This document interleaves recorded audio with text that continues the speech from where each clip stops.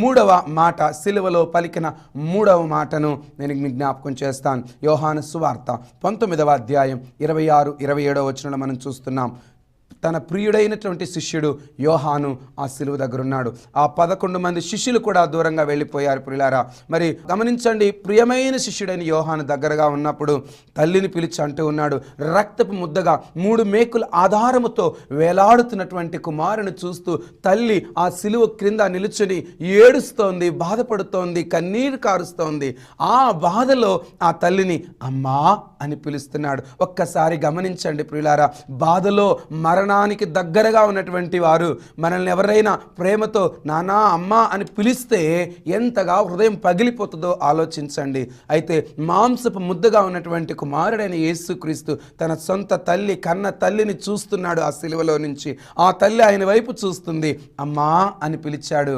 అప్పుడు తల్లి అటువైపు చూస్తే, నేను లేనని బాధపడుతున్నావా? ఇక మీదట తన ప్రియమైన శిష్యుని చూపించి, అమ్మా ఇదిగో నీ కుమారుడు అని ఆ తల్లిని కుమారునికి బాధ్యతగా అప్పగించాడు. ఆ యొక్క మరి యోహాను శిష్యుడితో చూస్తూ అంటున్నాడు, ఇదిగో నీ తల్లి అని చెప్తూ ఉన్నాడు. గమనించండి, he is your son, she is your mother అనే మాటని అక్కడ మూడవదిగా ప్రభు పలుకుతూ ఉన్నాడు. బాధ్యతను నెరవేర్తిస్తున్నటువంటి కుమారుడుగా మనం చూస్తున్నాం.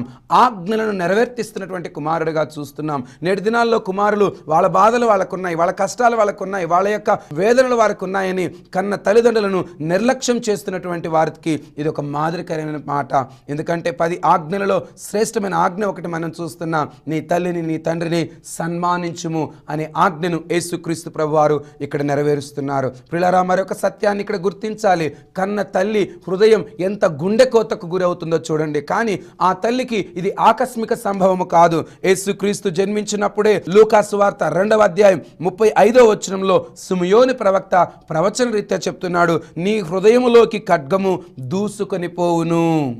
గమనించండి, నీ హృదయంలోనికి ఖడ్గము దూసుకొని పోవును అనేది ఇదే సందర్భం గురించి సిమియోను ప్రవక్త ప్రవచించాడు. అయితే లూకా సువార్త 1వ అధ్యాయం 35వ వచనంలో దేవుని దూత ఆమెతో చెప్పాడు, సర్వోన్నతుని శక్తి అతన్ని కమ్ముకుంటుంది, పుట్టబో శిశువు మరి దైవ కుమారుడుగా ఉంటాడని, పరిశుద్ధాత్మ నీ మీదికి వస్తుందని మరి ఏ తల్లి అయిన మరియతో దేవుడు చెప్పాడో. గమనించండి, ఆ త్రియేక దేవుడు ఇప్పుడు ఆమెకి ఈ ప్రవచనాలన్నీ గుర్తు చేస్తూ ఉన్నాడు. అవన్నీ గుర్తు తెచ్చుకొని దేవుని మాటకు విధేయత చూపించి తన కుమారుని లోక రక్షణ కొరకు అప్పగించింది ఆ తల్లి. ఆ కుమారుడు తన తల్లి బాధ్యతను ఒక జ్యేష్ఠ కుమారుడుగా, తరువాత తన తల్లి బాధ్యతను ప్రియమైన శిష్యుడికి అప్పగించి తన బాధ్యతను అతడు నెరవేర్తిస్తున్నట్లుగా మనం చూస్తున్నాం. 10 ఆజ్ఞలలో ప్రియా దేవుని బిడ్డలారా, ఈరోజు అమ్మా అని పిలిచినప్పుడు ఆ తల్లి ఎంత వేదనకు గురై ఉండొచ్చో. తల్లులారా, మీ బిడ్డలను దేవుని కొరకు సమర్పించి దేవుని బిడ్డలుగా పెంచాలని ప్రేమతో నేను మీకు మనవి చేస్తున్నాను. దైవ కుమారుడుగా ఉంటున్నప్పటికీ కూడా లోకరక్షణ కొరకు తన కుమారుని అప్పగించింది ఆ తల్లి.